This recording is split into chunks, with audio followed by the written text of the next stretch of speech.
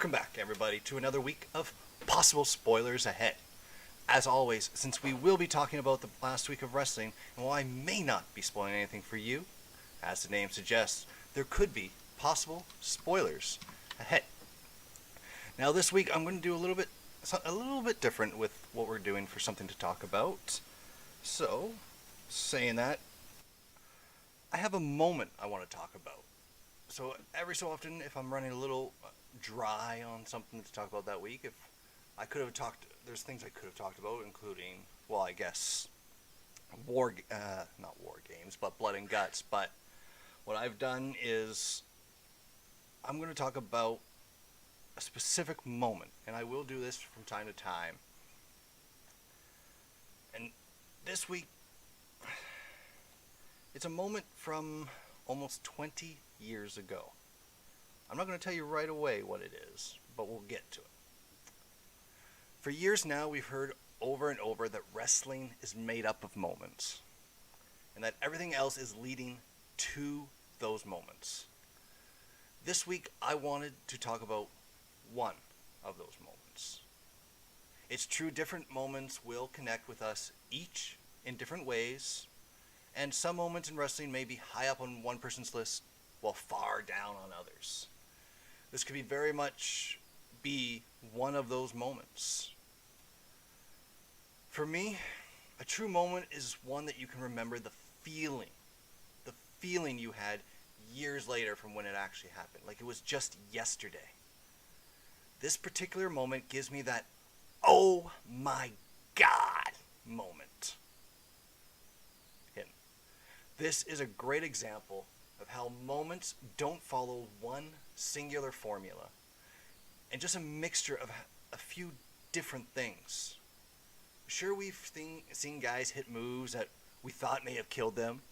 Well, maybe not Jericho falling off of the top of Blood and Guts, but you know what I mean. Like, not everything is Mick Foley being sent flying from the top of a cell. This moment doesn't have any of that. Some moments in wrestling history aren't great just because of the crowd. While this particular moment was done in the location it was done in, because they knew the live crowd would give WWE a reaction. It wasn't one of those things like fans chanting for Hogan at WrestleMania 18, because that reaction that happened on this night was the expected reaction from the crowd in Philly. Sometimes a huge name coming out or returning will create a huge moment. And while one of those in this angle would later become a WWE Hall of Famer, at the time the biggest name involved was Kane. And no offense to the mayor of Knox County, but it takes more than just him to create a moment. What is the moment, you ask? Well, if you haven't figured it out by now, let's give a little background. This moment occurred on just a random episode of Monday Night Raw in July of 2001.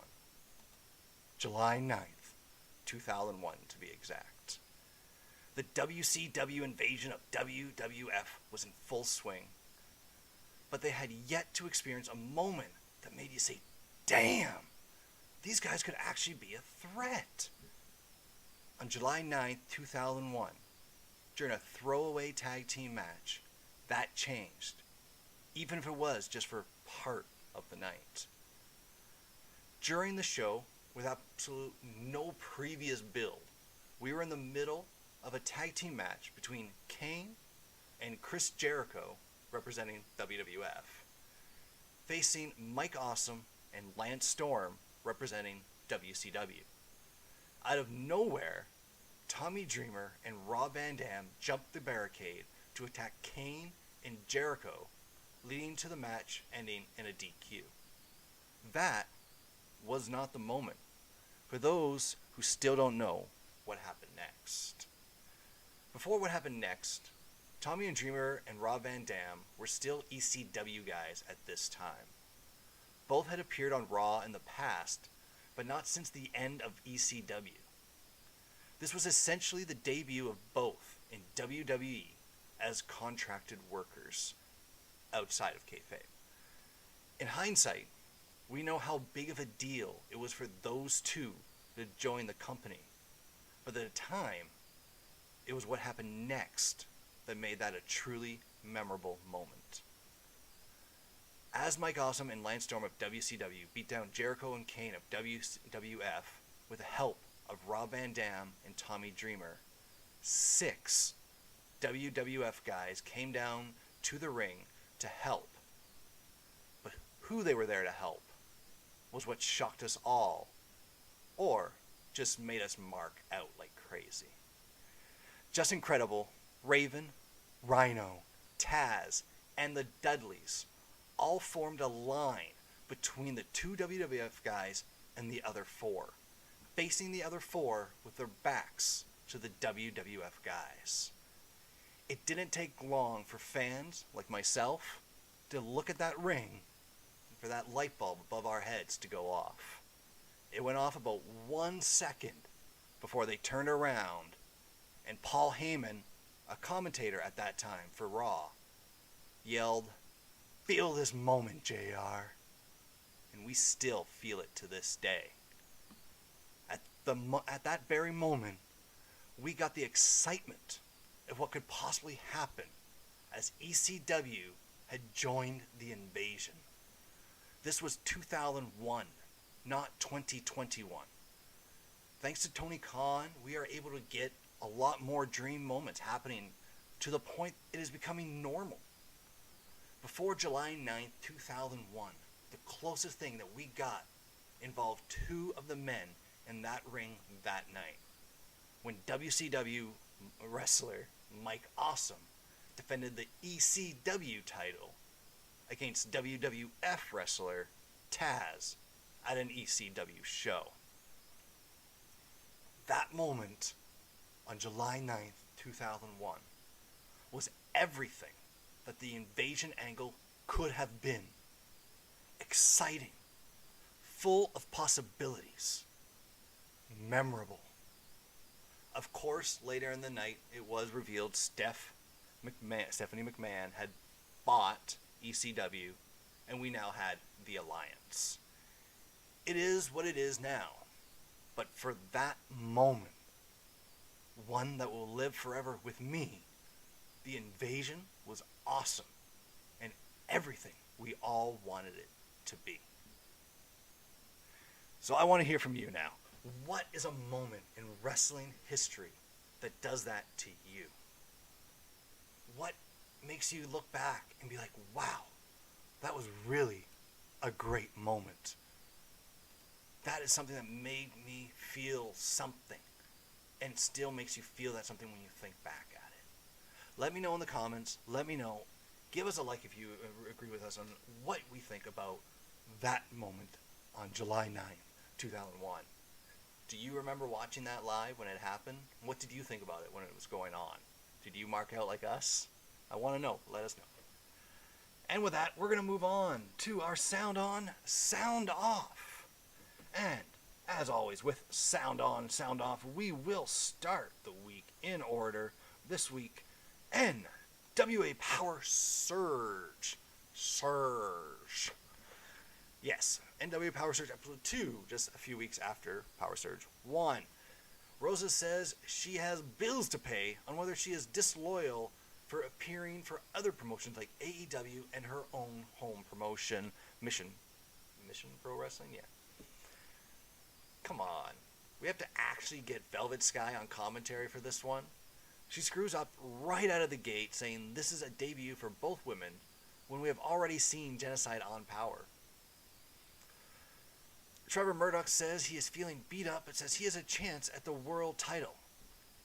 He lost that last match, so how did he get that shot he thinks he has? Aldis is letting us know that Adonis and Latimer are now the #1 contenders for the tag team titles. Interesting. Alright, well, that was it for NWA Power. Not much happened because it was Power Surge, half an hour, one match, that's it.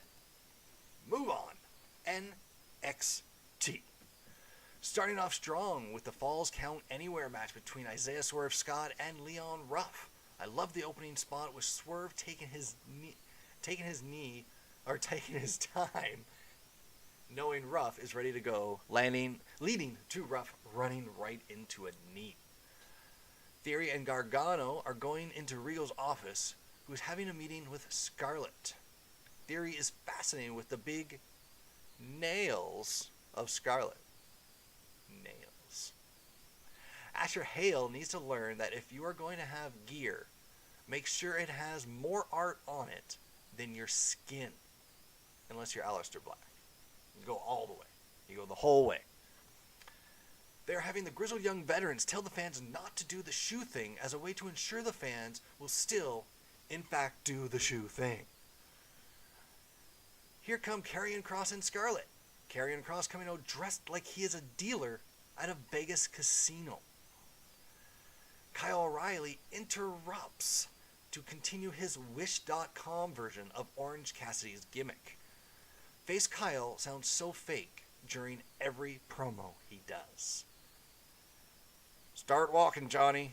Needs to be a new shirt now. You gotta love hearing those stage directions during the broadcast. So bad when it comes through. I wasn't expecting Zeta Ramir to come out of her match with Sarray at 2-0, but didn't expect her to be 1-0 after her last match either, so she still lost though. A stiff forearm is always a good defense against a tope suicida. It's boom, flat. It's always great when they boom and they just drop. So Frankie Monet's dog is in the tank and leaves a present for Ember and Shotzi. They apparently can't take the tank now. Seriously, a little dog poop is all it took. We see Cameron Grimes looking to get into a club downtown, trying to get into the VIP. Then, being told he can't, Ted DiBiase all of a sudden shows up in a huge stretch limo, as he apparently now owns the club instead. These two are great. If we can get this every week for a while, it would be perfect. Indy Hartwell hits a sick elbow drop to Ember through a table on the outside so that Candice can plant Shotzi's face into the chair and get the pinfall victory and crown new tag team champions. I'm so happy that Shotzi's not the champion anymore. So happy.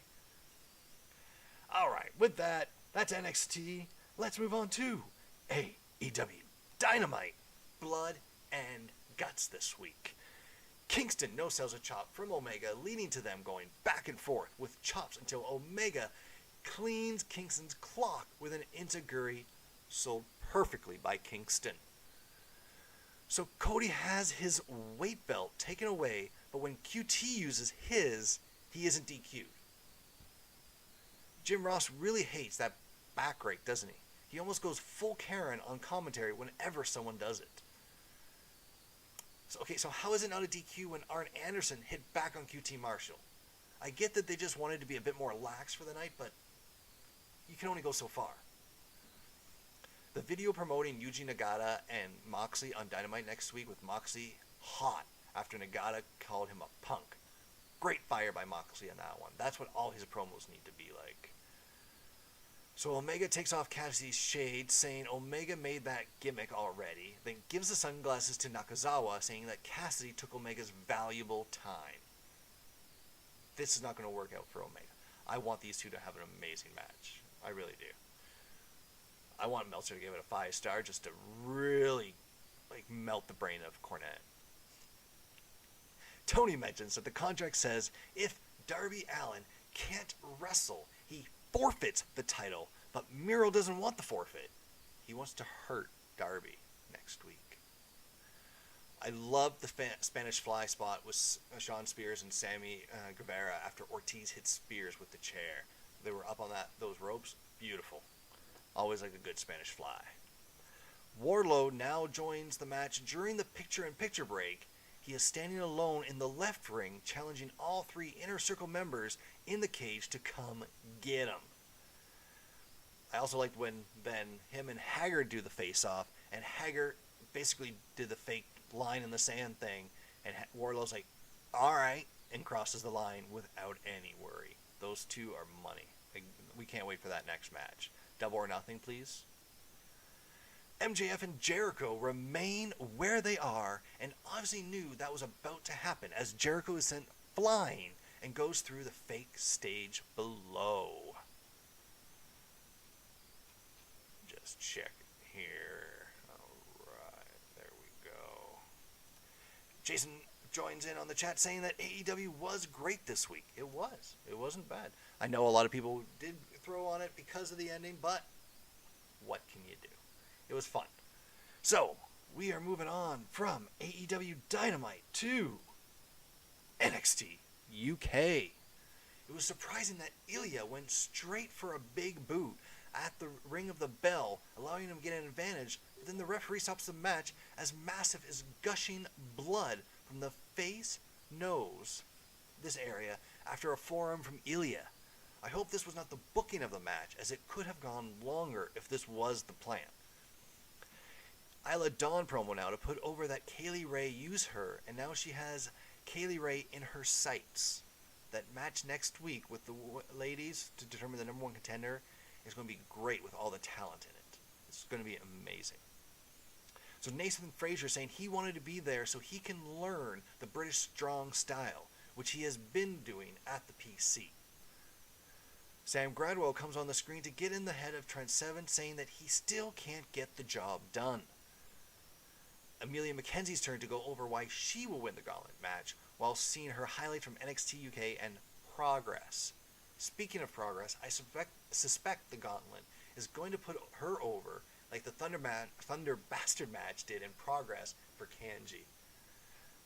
Kenny Williams has taken out one of those steel turnbuckle connections from the toolbox, being the second show in less than 24 hours to have a wrestler try and or use it in a match. Because in Blood and Guts they did as well. The ringside mats are starting to be pulled up by Kenny Williams, which can mean only one thing. Amir is going to somehow send Kenny into the bare floor. It's just wrestling. You know, it has to happen. Amir Jordan actually breaks down in tears as they pipe in applause. What is next for Amir Jordan after that loss to Kenny Williams? Good match, too, which we'll get into here shortly. But before we do that, we're done with NXT UK. We got to move on to Impact Wrestling.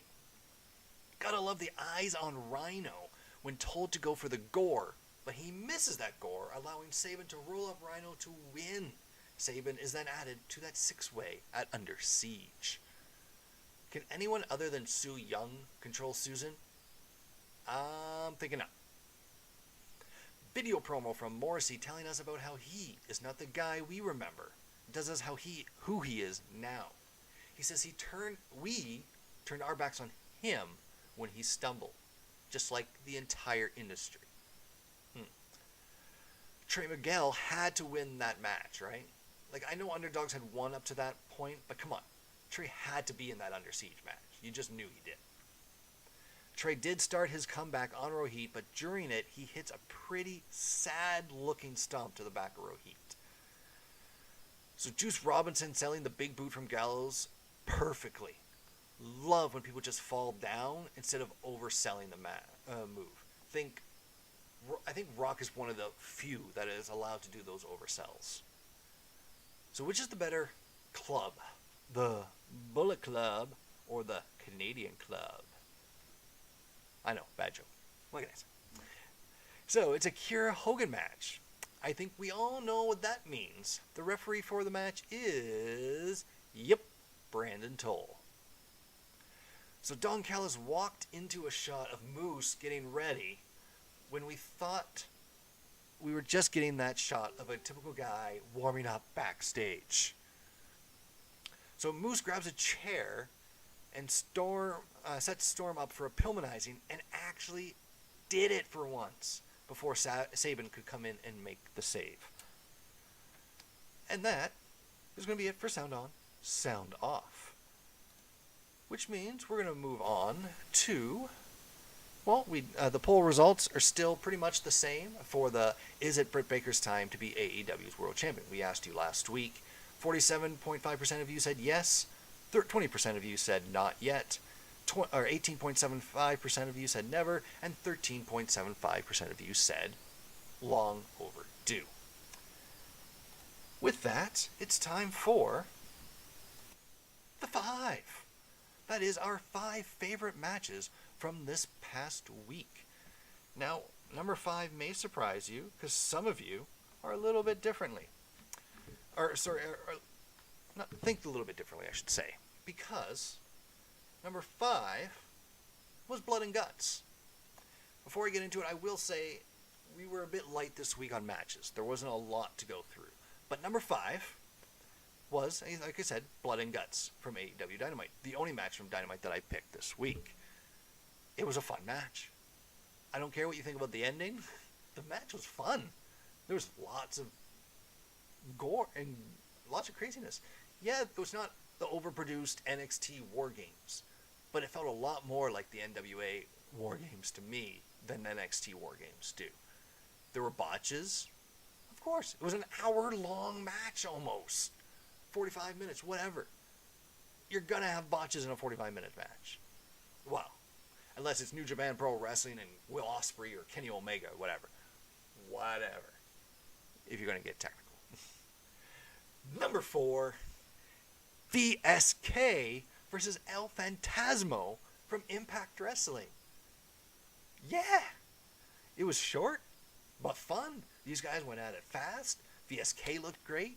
El Phantasmo looked great. And more importantly, it was the official debut of the Bullet Club in Impact Wrestling. Officially Bullet Club. Entrance, everything. That means the Bullet Club has now appeared on Ring of Honor, AEW, Impact Wrestling, and New Japan Pro Wrestling. And I believe there's a Mexico promotion. Was it AAA or CML? I don't follow Mexican wrestling, so I couldn't tell you, but let me know in the comments which one it was that they appeared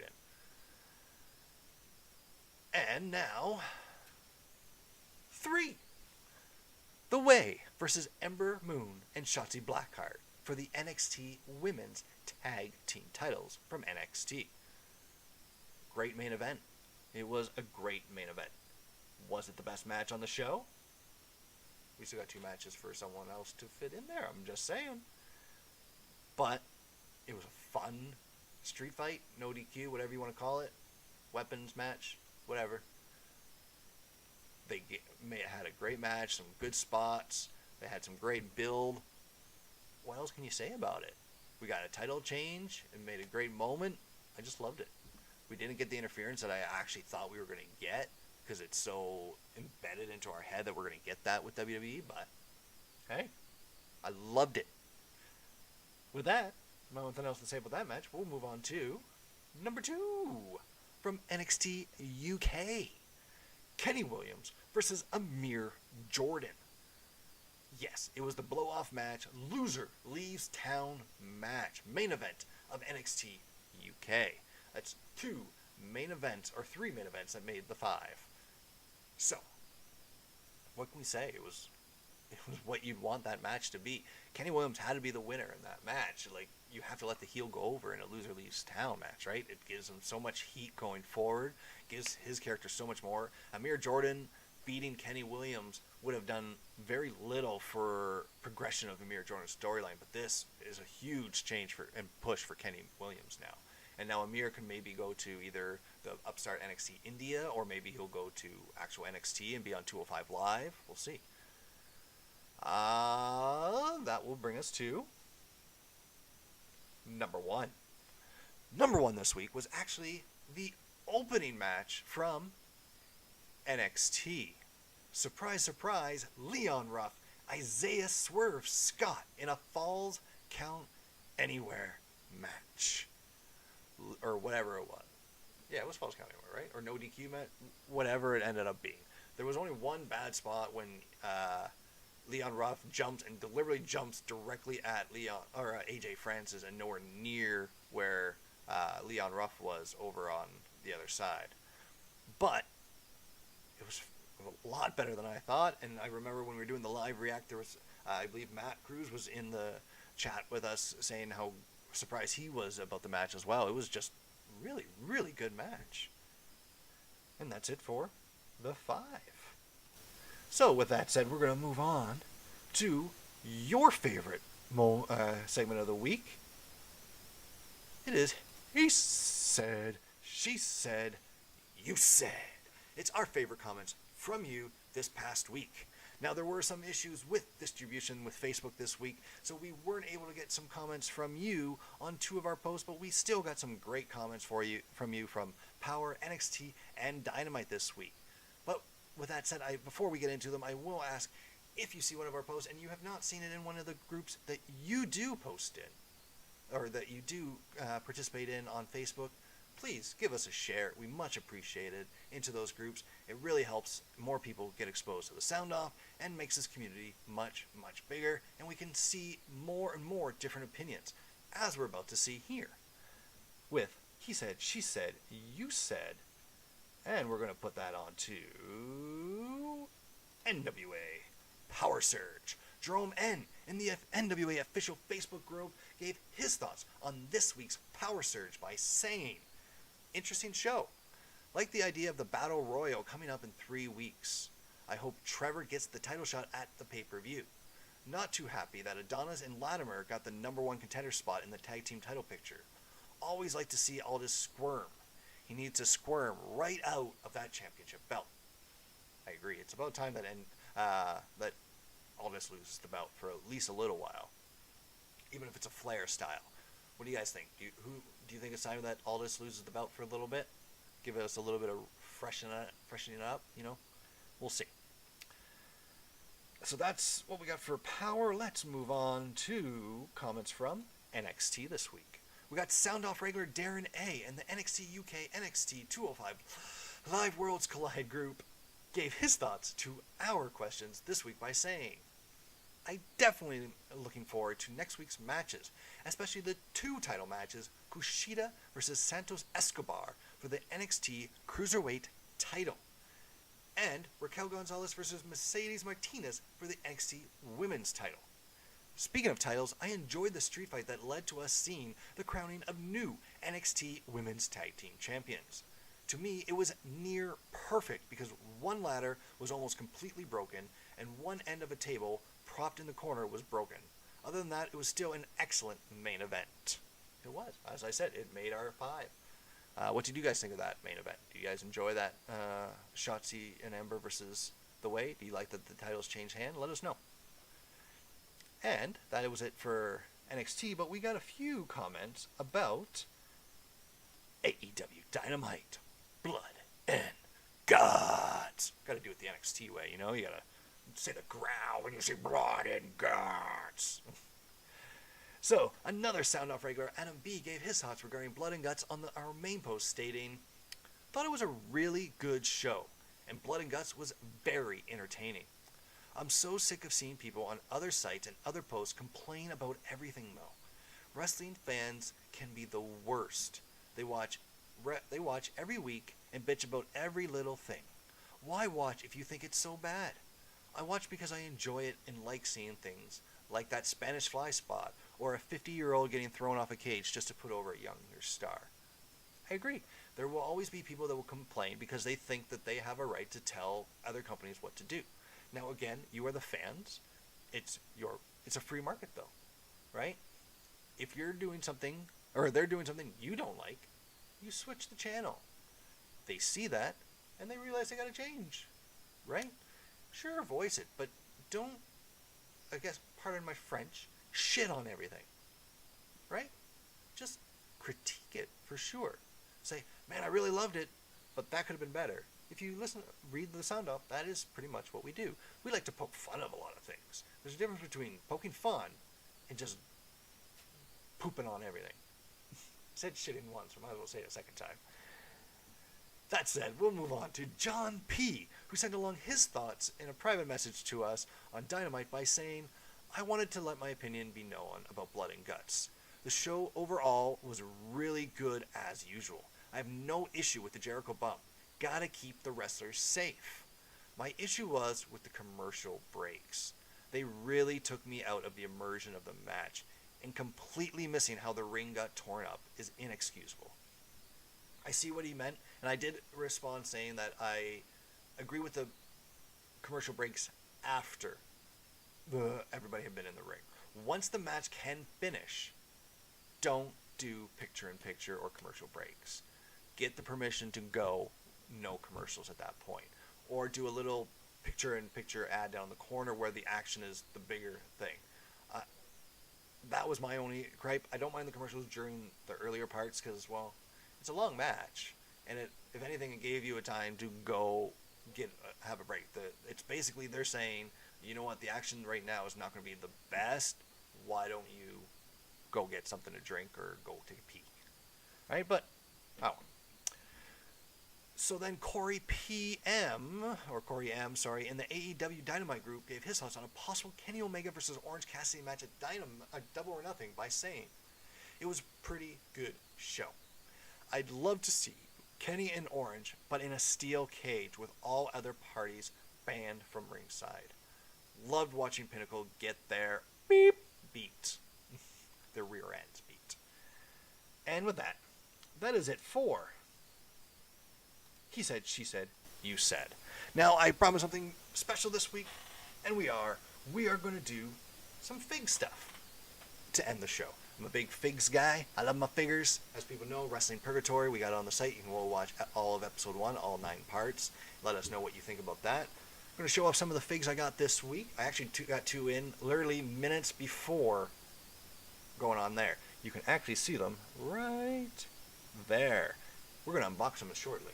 And we're going to unbox one that's just slightly above it that I was promising in the comments. But first, let's go over some of these figures and what I think about them so far. So, this one is the ringside exclusive Walter Volta. As you can see, Ring General on his jacket. There's 2 gripes I have with the figure. Only 2. Or, well, I guess 3. There's 3. So, number 1, his jacket. The lapels don't stick well. They just keep coming up and they can't stay well. It might change over time, but, you know, it's just something that bothers me when it looks like that. Like it looks like, you can see, instead of it looking like this, it looks like that. What can you see? Now, another gripe I have is, it comes with the NXT UK Championship. Now, this is the NXT UK Championship it comes with. I'm not sure if it will show the difference in the camera. It's really blurry. I apologize for that. But this is the NXT UK title I get with Pete Dunne. I'm not sure if you can see a difference, but there is a shiny versus like just a plain finish. This Dunne, this Walter. This I don't like. This I like. I'm a belt guy. I really like belts. Sometimes I've bought figures just for the belt specifically. I could show you all the belts I have. I'm not going to, but you're going to see a couple here and ones that I like. So, with that said, that's there's one last gripe I have with this belt. It don't fit around Walter's waist. It's the same issue I have with, say, Braun Strowman and things like that. If the wrestler can put the belt on in real life, let it be put on here, the figure it comes with. If you need to make this bigger than the other ones, great. There's an advantage to use this one over the better looking one. That's my gripes on the figure. But the Walter figure is sweet, so not going to complain too much. Then we got this week from eBay. The others are ringside, so I'll go back to the ringside in a second. But I've been wanting this figure for a little while, but I've been waiting to find it at a reasonable price because it's usually around $60, $70, and I just didn't want to pay that for it. But I found it on eBay Canada for $40 Canadian in Canada, mint on card. The box had a little wear on it, but I'm not a mint on card kind of guy. So it is the TJP Cruiserweight Classic figure, coming with the medal and the Cruiserweight title. Now, I've been wanting to get a figure with this Cruiserweight title for a while. I still want to get the old Cruiserweight title that I believe comes with Dean Malenko. But this one for now is going to be very well, because I don't know. The title's grown on me over the years since we first saw it. I do, if they come up with the black version that they're now using with the Santos, or well, I guess Kushida now, but Devlin and Santos were using. I'd really like to. I'll have that one as well, but this one I really like. I really like the purple. I don't know. It's a big one. I like TJP. I have a basic of him already, but for obvious reasons, you know, this has got all the Filipino stuff on it. It's got the Filipino flag. So, a little close to the heart. Alright, so, now, we got one half of the WCW. Tag Team Champions of the World. Wrong gimmick. We got the stunning Steve Austin with the WCW title. Hollywood Blonde stunning Steve Austin with the action. The best part of this figure, other than Austin's head scan, because come on. And for those who don't know, Adam Van Dam, sometime contributor, one of our predictions guys on the site for Wrestling Sound Off, this is basically him. I'm joking that that's his head. With hair. If he had a hair. We'll just get him a blonde wig and he'll be that for Christmas. Because, damn, it could be his head scan more than Austin's head scan. But it still looks a lot like Austin. I'm not saying anything, but it just makes us think that Adam's kind of Austin, you know. But the one thing that's the best part of this figure, and I just spent trashing the one that came with Walter, I'm going to compliment the one that came with Austin. This WCW Tag Team title. The best part of it, other than just how it feels, this is great. I love that feel compared to some of the others, but it's the ends. They've got the little gold at the ends. You don't get that on these. See?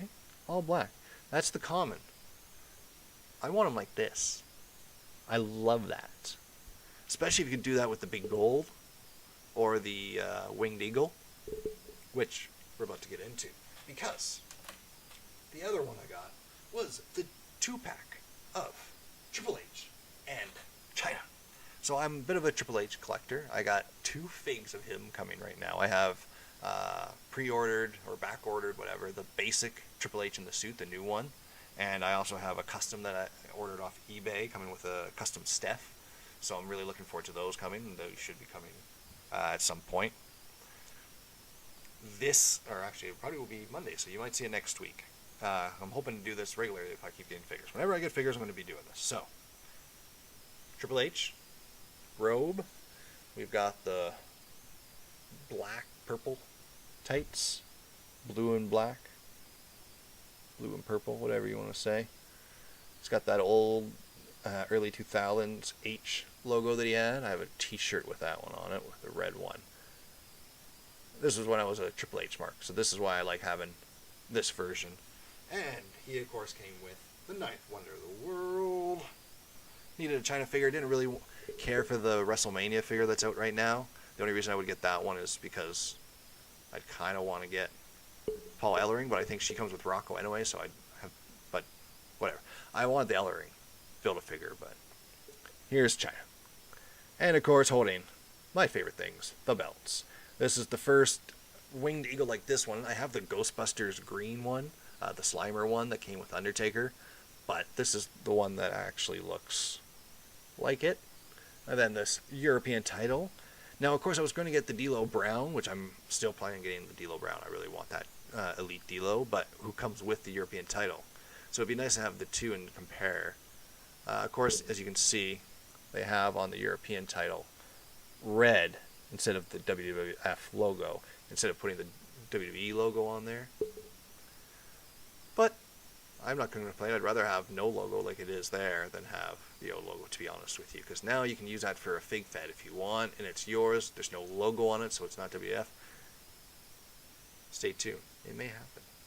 So, with that said, I want to do some unboxing. I got 2 figures in today. Just moments ago.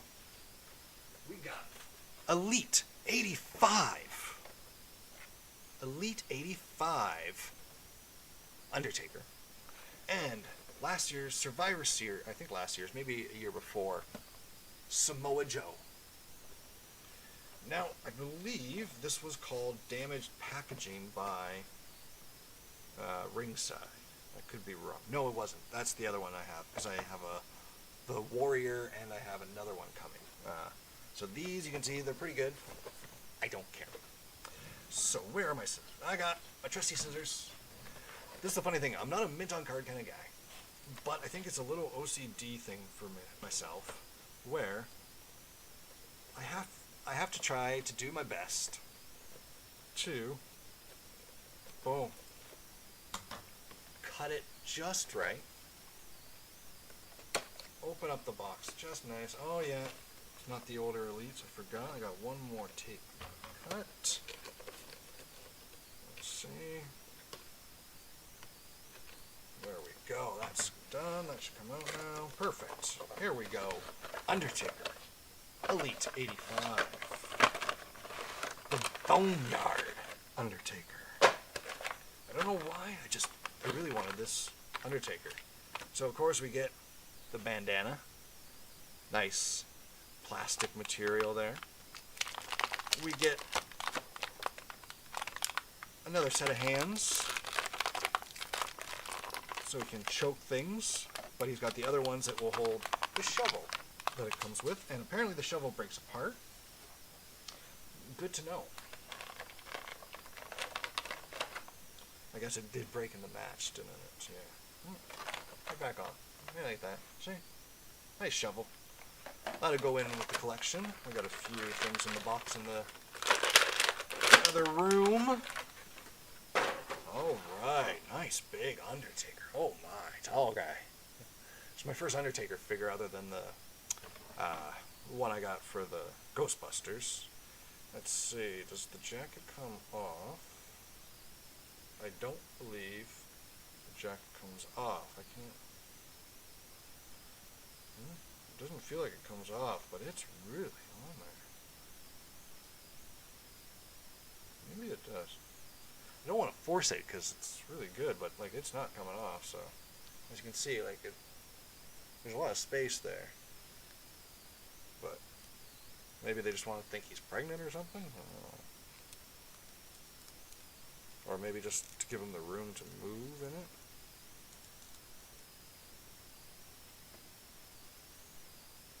It doesn't seem attached, so I don't know. I'll look things online. I'm not going to force it. So that's interesting. Figure's sweet. Let's put that bandana on and just see.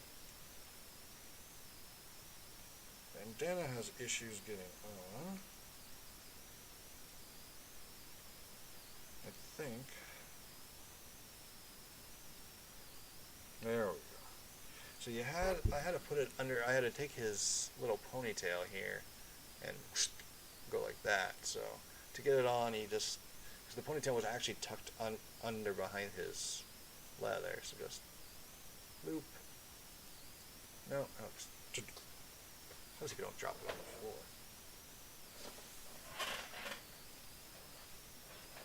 There we go. Okay, so go and boom. There we go. Looks pretty sweet.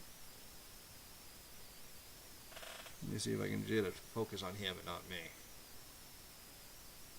No, it doesn't want to focus on him. Alright, what? Alright, sweet figure. Alright, so that's moving on to Samoa Joe now. Let's quickly move on to Samoa Joe.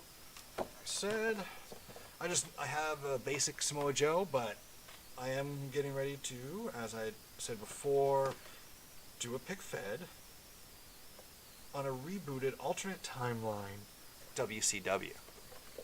And one of the stories I have planned is... What's going on there? There we go. Oh, that's why. Is a tag team of Samoa Joe and TJP with a manager, a mentor, as you will, by the name of Ricky the Dragon Steamboat. Alright, let's get this, see if we can get this open. Alright, got one more piece of tape. Alright, keep missing that bottom one. Let's see here. And then we got the Holy Grail figure still to come. So stay tuned after this Samoa Joe unboxing, because we are going to have... Ooh, okay. Well, that one was not a perfect open. I got a bit of damage to that Samoa Joe box. See, we got right there. Damaged. Alright. But it's alright. As I said, I don't care. Oh, we got more tape at the top. Just, like, I just throw them out, but I don't know. In my head, I'm like, I just gotta do it. It's like in a video game. Like, oh, I gotta see if I can do it. There we go. Okay. This is the SmackDown version of Samoa Joe. We get the plastic over the shirt. And we get the little SmackDown shirt. This would be a nice added to the collection. SmackDown Live soft shirt. I might not use it with Joe at all, but I'm going to enjoy having that. Put it on the crowd figures, you know. Gotta have that crowd going. See if we got anything holding them in. Nope, nothing to cut. Perfect. Let's get this guy out.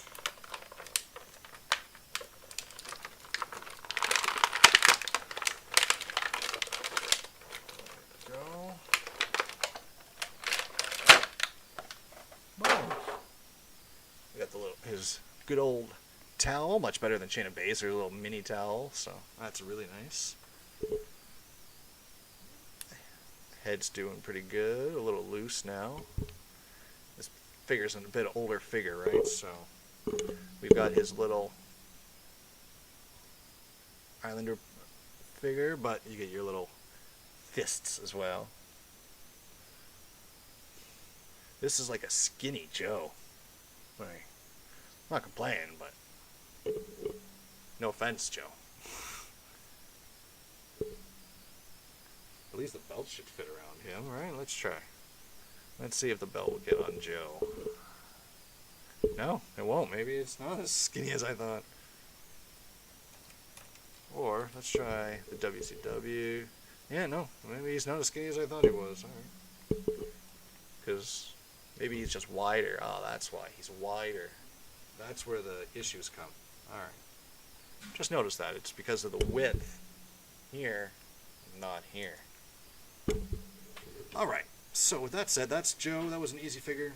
Not much came with Joe, just the towel, the shirt. So, here we go. Moment of truth. Keeping it hidden until... Yeah! Yushin Thunder Lager. As an old WCW mark, there is nothing better than this. A Yushin Thunder Lager in white. I could have got the black. No. Gotta have this. I may still sometime get the black. I'm not going to lie. I'm a big fan of it. I'm liking these New Japan figures, these style figures. I know this is not the same company as I'm not mistaken. This is Storm. Yeah, Storm Collectibles, not Super 7. But, come on, tape. There we go. Get that little nick in it. There we go. The key is you just cut a little bit off at the end, and then you use your fingernail to cut the rest of the tape. Now, oh, here we go. These things are packed like crazy. I've seen so many unboxing. Oh, it comes with a nice back card. I'm going to keep that. That over there. Like, look at that. He's covered in plastic here, too. Both sides. That is caring about figures. And then, in the middle, we have plastic in between them. So this comes off, and we've got a plastic cover. These guys have taken care of this figure. Oh. And then we got more plastic in it. See, look at that. Let's get all these hands out. Wow, they do their hands really different. As you can see, it's instead they're the ones that have the hole in them. And these, wow, the material used, like, I cannot be happier. This for a $50 figure, $50 US. This is great. Oh, these hands are amazing. Look at that. claw. Like you have, what he has hands on, but then he also has these. Right, let's see.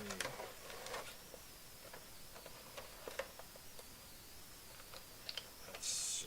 Okay, I'm just getting all the hands out so I can deal with the plastic. I got all the hands out. Let's. Oh, he just came right out like that. I like that. You don't even have to pop them in, so you can put them back in if you ever want to. That's so good. So those that want to get the figure, take it out, and then put it back in the box, you can. So I see we got a comment there from Daniel Miller, not quite related to these guys here, but he's asking about the thoughts on the World Wide Web being an embarrassment to pro wrestling. That's actually next week's topic. On something to talk about on this podcast, so we will talk about that next week. All right away I'm feeling right here the wires. There are things that hold it in, but it's not quite what when I read about it, I thought it was going to be a lot stiffer for what it's doing. Like, I thought you'd be able to hold it up a bit. Well, let's get his stuff off first. I believe it comes off of, no? Maybe I gotta take his head off. I do gotta take his head off. Head right off. To take off everything.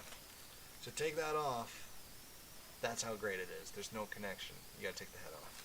I wonder if I gotta do that with Undertaker. Plastic. And the figure's broken. I just noticed. That's extremely disappointing now.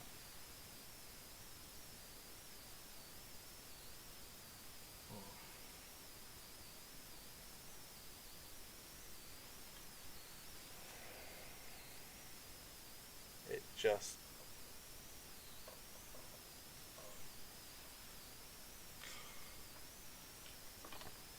Wow. Well, I guess I am going to be sending an email off. But on the rest of the figure, let's review now. The quality of this is absolutely amazing. You got, this is a rubber feel, this is a rubber feel up here. So the arms, you're able to pose it a lot better. A lot more articulation. Wow. Really good.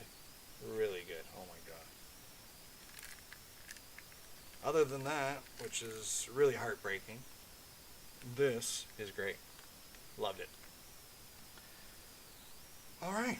Well, with that said, I got some cleaning up to do now, and I got some emails to send off to Ringside Collectibles to see what I can do about that broken piece. Alright.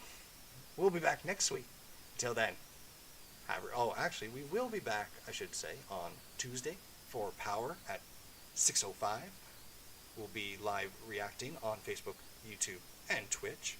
If you enjoyed the stream today, be sure to like, subscribe, follow, whatever you can do. It's always much appreciated. Thank you very much to Jason and Daniel for joining us in the chat. As always, we'll see you next time.